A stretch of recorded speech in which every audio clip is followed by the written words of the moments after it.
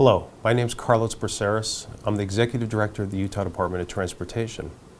This last Monday evening, many of you, especially those that live in Tooele County, experienced a significant traffic issue. There was a big delay. Some of you waited for 2 to 3 hours to be able to get home. For that, I apologize.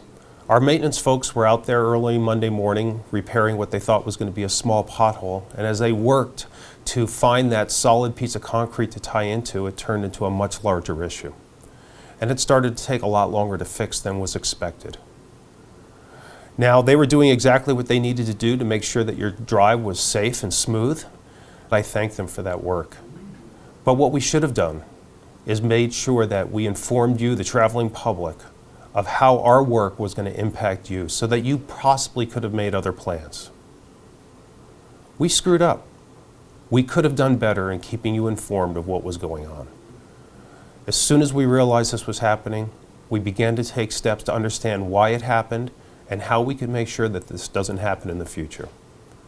I give you my personal assurances that as a Department of Transportation, we work hard as your DOT to make sure that we're serving you in the best way possible.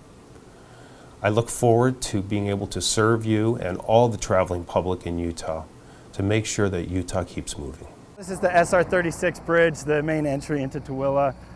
This bridge is scheduled for reconstruct in the next few years, but in the meantime we're making sure to fix any potholes that come up. And we've had a few that have gone through the deck that we wanted to fix. And so you've got a couple of these that will have asphalt, and these bigger ones here that are covered were actually filled with concrete. We were kind of waiting for a good week that we didn't have snow, which we haven't had, all December and January was pretty snow filled. Anticipating a smaller pothole, it was about football sized, and then as they started digging into it, it got bigger and bigger, and that caused us to have to keep it closed longer than we hoped. And really with this bridge, it is just an older bridge.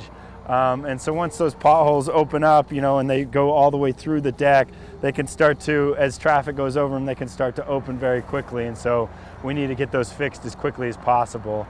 And so that was the goal here, to make sure that we got it fixed as soon as possible, keeping in mind safety of the general public.